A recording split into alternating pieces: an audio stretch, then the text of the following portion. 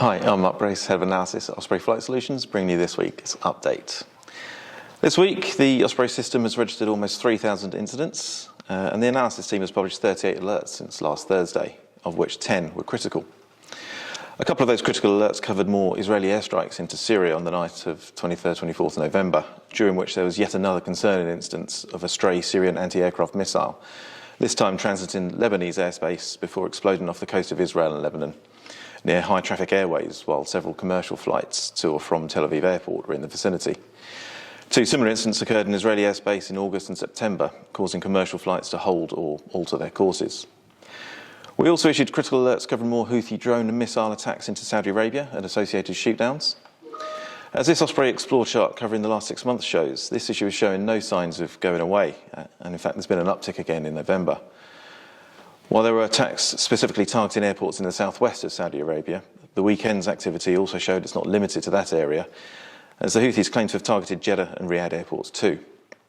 While there's been no official Saudi confirmation of this, there was significant disruption to flights using those airports coinciding with the Houthi claim. In COVID-related news, while Malaysia and Singapore said land and air travel between the two would reopen on the 29th of November, Malaysia has apparently paused plans to implement new COVID screening and testing rules for arriving aircrew after a backlash from the aviation industry.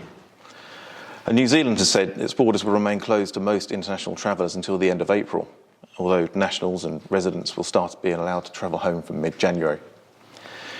In the US, there was a worrying reminder of the problem of firearms being found in hand luggage, which has reached record levels.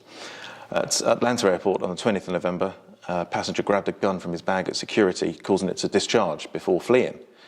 Panic ensued as people evacuated the terminal and from aircraft onto the apron, causing a number of injuries, although no one was hurt by the gun going off. The gun was recovered outside the terminal, but the individual remains at large. We'll be issuing an alert in the coming days on a gold smuggling incident in India. While it's not a new issue, this was of particular concern because of insider assistance. For a more detailed look at this problem and the threat it poses to aviation operators, please take a look at our article released this week on the subject. There's a link in the post.